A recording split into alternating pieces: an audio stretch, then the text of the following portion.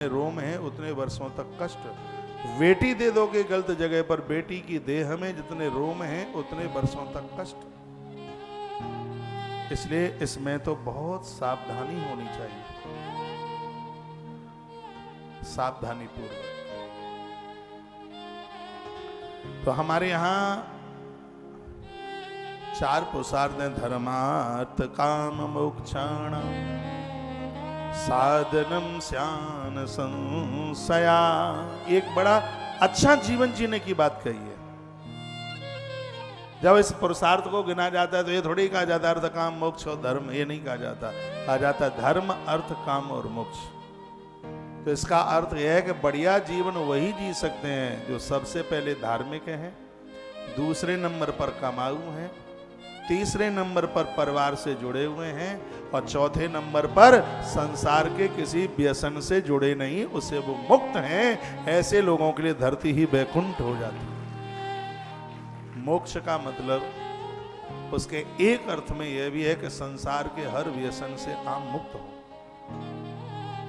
ऐसा वर बड़े मुश्किल से आज के समय में मिलता है। ऐसा बच्चा परिवार से जुड़ा हुआ, लेकिन आज तो ये बहुत बड़ी दुविधा है, बच्चा परिवार से जुड़ा होता है तो बेचारा कुंवारा ही रह जाएगा। ये तो मम्मी पापा की बात मानेगा, हमारी बिटिया की बात ही नहीं मानेगा, यहाँ तो संबंध करना ही नहीं है। और मैं कहूंगा जो बच्चा परिवार से जुड़ा है वो संस्कारी होगा। बिगड़ तो वो जाते हैं जो परिवार से दूर चले जाते हैं, मम्मी पापा की एक नहीं उनके ऊपर चलती। जो परिवार से जुड़ा है, खानदान से जुड़ा है, वो माता पिता के विचारों से भी जुड़ा है।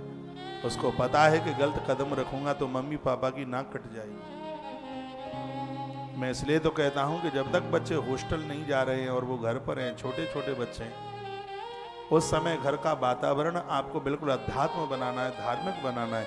क्योंकि जब ये बच्चे पूरा वातावरण देखते हैं घर में तो इनके पांव गलत रास्ते का चुनाव करते ही नहीं है।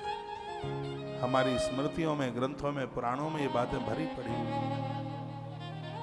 कहीं कोई ऐसी नौबत आती है तो बच्चों के सामने वही बातें घूमती हैं, अरे हमारे मम्मी पापा का बड़ा नाम है, वो इतने धार्मिक है, ये काम हम बिल्कुल नहीं करेंगे। ऐसे बेटों के ऊपर किसी लड़की की एक नहीं चलती और ऐसे लड़कों के ऊपर किसी, ऐसी बेटियों के ऊपर भी किसी लड़के की एक नहीं चलती।